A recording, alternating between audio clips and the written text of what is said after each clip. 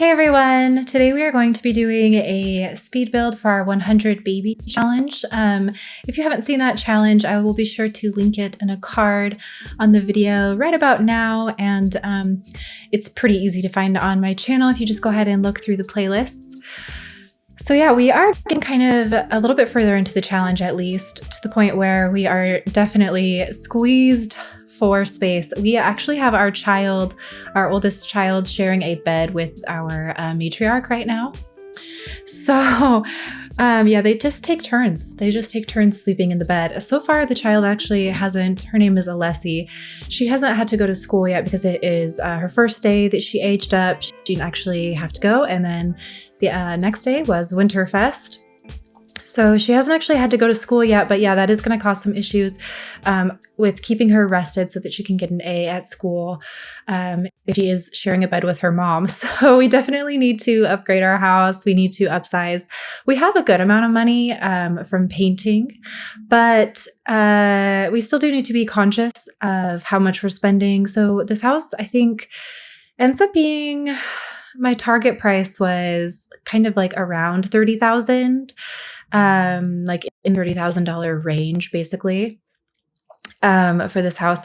And actually this house ended up being a really good floor plan, really good layout, really simple, and easy to convert into sort of any world. Like it would fit in any world, I guess is what I mean by that. This house is built in Tartosa. So I definitely went for like kind of an Italian rustic theme, for the style of the house, but the layout really is so simple. You could just like change the roof style slightly, and it would easily fit into Brindleton Bay. You could, add some shaker siding or whatever, or you could put it in San Sequoia really, really easily. Yeah, so if you guys are looking for a bigger 100 baby challenge house, this is a pretty good one. This is fairly inexpensive as far as 100 baby houses go.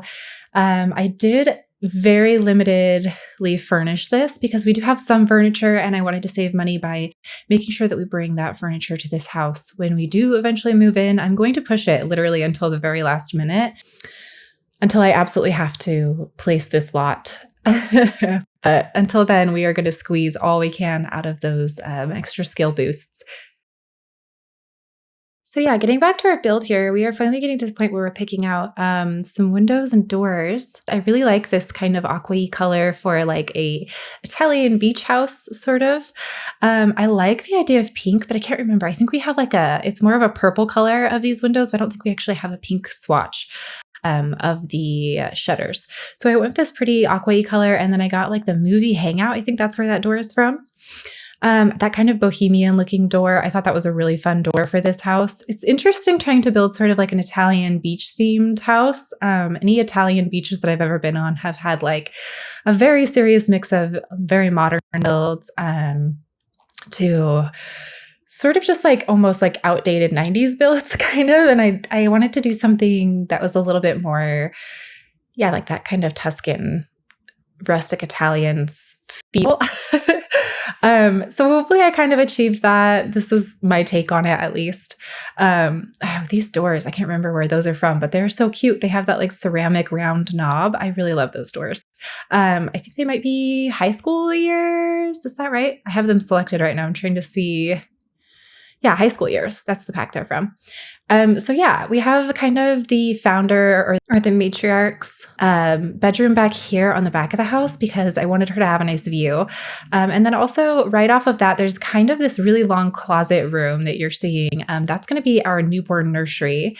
And I'm just kind of figuring out the bathrooms. That was honestly one of the first things that I spent a lot of time figuring out for this house because bathrooms are so important when you have the full 8 Sims in your house, especially when so many of them are children. So in the toddler area, you see we have the shower tub combo because a tub is extremely important on this side of the house.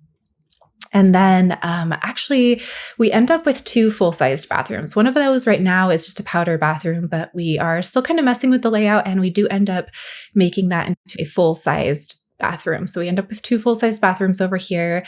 I don't think I put in right away. I don't think I put in a shower tub combo in both. I think just the one that's attached to the infant toddler room has the shower tub combo. That's definitely an upgrade that we will be looking to add very soon.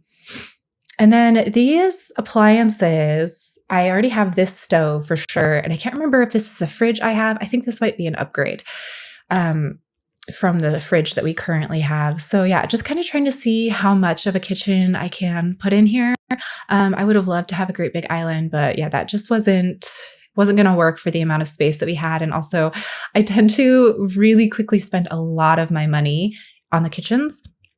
I'm not even like in real life, I'm not even like a big cook or anything or a big baker.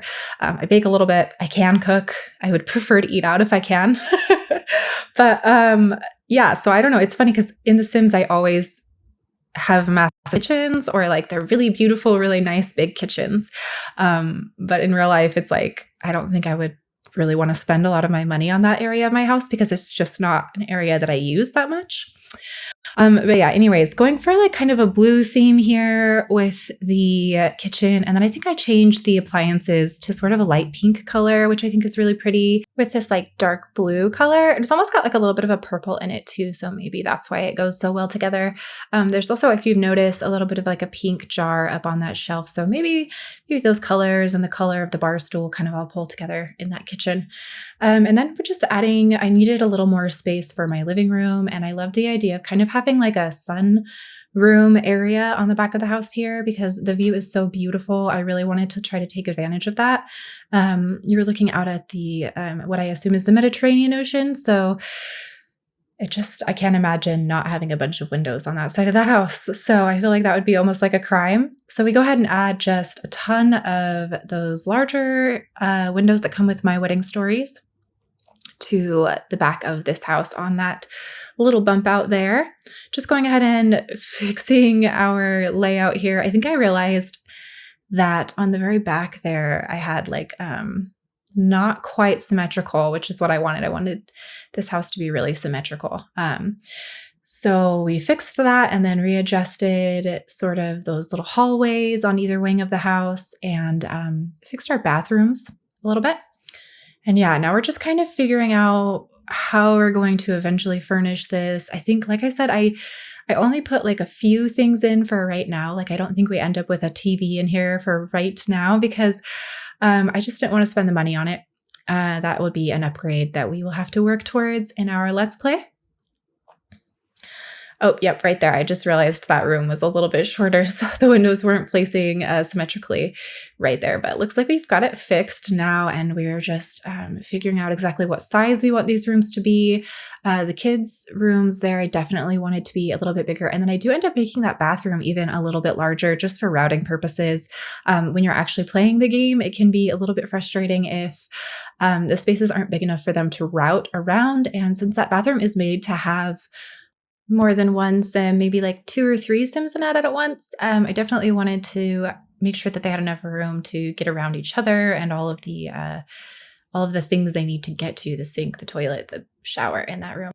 And then just trying to figure out how I wanted to add like a little bit more light into those like bathroom areas and that small nursery.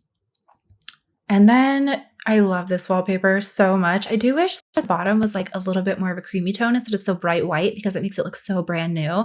On this side of the house, I do use that like green one with a slightly creamy toned tile. And I think that looks a little bit more old world, a little bit more rustic on this side of the house. And I really like that's kind of the look that I was going for there.